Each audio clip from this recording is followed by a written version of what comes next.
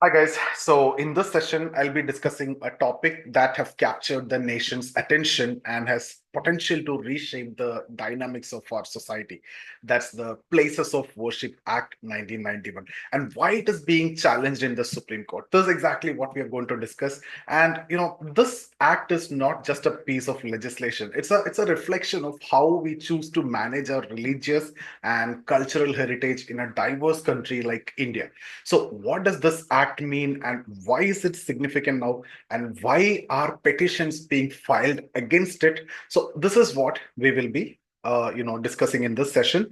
So, let's try to understand the Places of Worship Act first. See, the Places of Worship Act, which was enacted, on July 11, 1991, it was introduced by the Congress government under PV Narasimha Rao.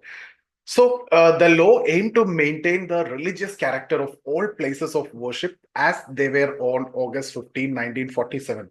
So, what was the religious character of any particular place on the day of independence? It should be maintained as it is. That's the crux of the act. So, it prohibited the conversion of any place of worship and sought to preserve the status quo to avoid future disputes. Okay, the act was introduced during the backdrop of the Ram Janmabhoomi movement to prevent similar conflicts from arising in the future. So, this is all about the crux of the act. Let's look at the key provisions of the act. See, the act primarily revolves around two important sections. That's the section 3, which states that no one can convert the religious character of a place which is of worship as it stood in 1947. So, what was the position in 1947, August 15? The status quo should be maintained and no one can convert that. Section 4 further strengthened this by stating that the religious character of such places cannot be altered in any way.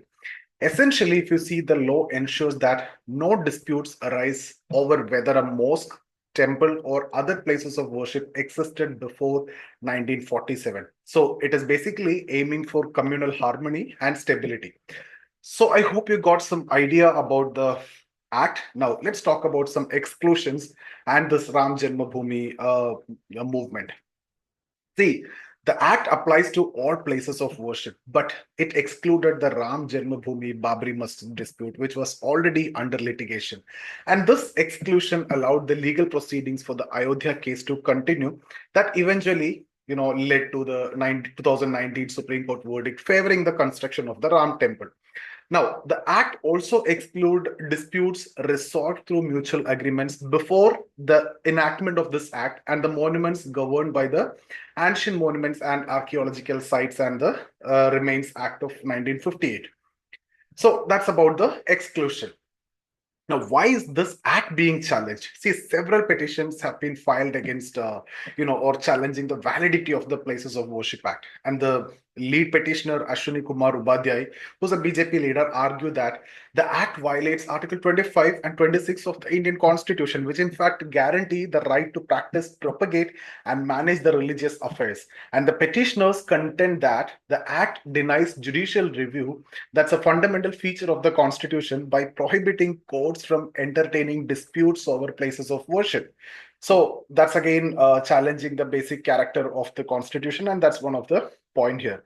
Now, petitioners and opponents' argument, if you see, the petitioners' main argument is that the act is unconstitutional as it prevents communities from reclaiming their places of worship that might have been converted in the past. On the other hand, you see the Muslim side, they are represented by organizations like Jamiat Ulema, and All India Muslim Personal Law Board. They assert that, or their argument is that the act must be upheld to maintain the communal harmony. So they argue that repealing the act would reignite the conflict that were long resolved, or it was not there for long period of time. So the new disputes will come, new conflict will come, and that will affect the religious harmony and can lead to communal tensions and everything. Let's look at the recent developments regarding this and the ongoing cases. See, the Supreme Court has constituted a three-judge bench, including the Chief Justice Sanjeev Khanna, to hear the challenges to this act. So the recent cases, such as the petitioners involving the Gyanvapi, mosque in Varanasi, and the Shahi Jama Masjid in Uttar Pradesh highlight how disputes are, surfacing despite the Act's very clear provisions which has been laid out. Now, these petitions often claim that the temples existed at these sites before the mosque were built. And that is again, coming up with legal and communal tensions. So, what is the larger question? Is it about the harmony or the rights when there is already a law which is passed? Okay, so the Places of Worship Act basically represented delicate balance between preserving communal harmony and addressing the historical grievances. See, some view the act as essential for maintaining the peace, but others argue that it unjustly curtail their constitutional rights. So the Supreme Court's decision on this matter will not only impact the legal standing of this act, but also influence India's socio-political environment here.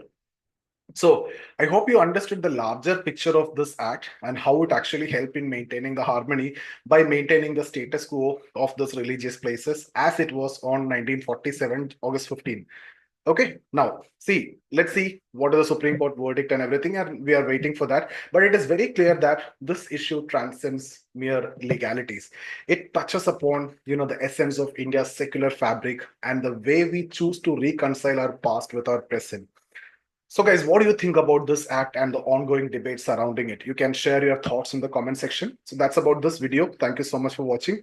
In case if you're looking for a civil service mentorship program, the details are given in the description. You can consider subscribing the course also. Sociology details also there. Thank you so much, guys. See you in the next video.